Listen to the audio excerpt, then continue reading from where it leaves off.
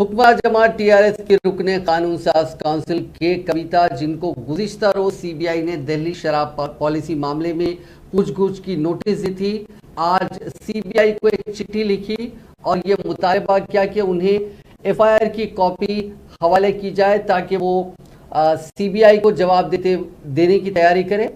इससे कबल आज कविता चंद्रशेखर राव जो कि रियासत के वज़ीर आला और कविता के वालिद हैं, उनके कैंप ऑफिस प्रगति भवन पहुंची। इस नोटिस में उनसे 6 दिसंबर को पूछगछ के लिए दस्तयाब रहने की ख्वाहिश की गई थी।